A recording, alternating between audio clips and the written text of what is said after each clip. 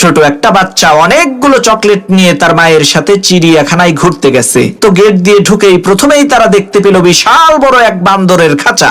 সেই ছোট ছেলেটি বান্দর দেখে খুশি হয়ে তার ব্যাগ থেকে একটা চকলেট বের করে একটা বান্দরকে দিছে। সেই বান্দরটি চকলেট পেয়ে খুশি হয়ে নাচতে আরম্ভ করলো। এদিকে বান্দরের খুশি হওয়া দেখে ছেলেটিও খুশি হয়ে সেই বান্দরকে আরেকটা চকলেট দিল। বান্দর তখন আরো নাচা শুরু করলো। তখন সেই ছেলেটি খুশি হয়ে বান্দরকে আরেকটা চকলেট দিল। এইভাবে দিতে দিতে সে একটা বান্দরকেই সবগুলো চকলেট দিয়ে দিল। এই দৃশ্য দেখে সেই ছেলেটির মা বলল, বাবা তুমি এই একটা বান্দরকেই সবগুলো চকলেট দিয়ে দিলে কেন?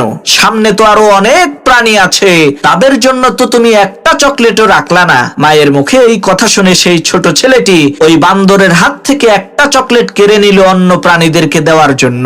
তখন সেই বান্দরটি প্রচন্ড পরিমাণে রাগান্বিত হয়ে হিংস্র প্রাণীর মতো ওই ছেলেটাকে আক্রমণ করতে চাইলো। মারাত্মক রাগে আর গোসায় গড়গড় করে হুঙ্কার দিতে লাগলো। প্রিয় ভাইরা আমার, আমরা ওই বান্দরের মতোই, আমাদের কোনো জিনিস ক্ষতি হয়ে গেলে আমরা অধৈর্য হয়ে যাই। আল্লাহ তাআলা আমাদেরকে কত নিয়ামত দিয়েছেন, তার দিকে না দেখে আমরা শুধুমাত্র ওই একটা জিনিসের দিকেই তাকাই, যেই জিনিসটা আল্লাহ তাআলা আমাদের কাছ থেকে নিয়ে গেছে।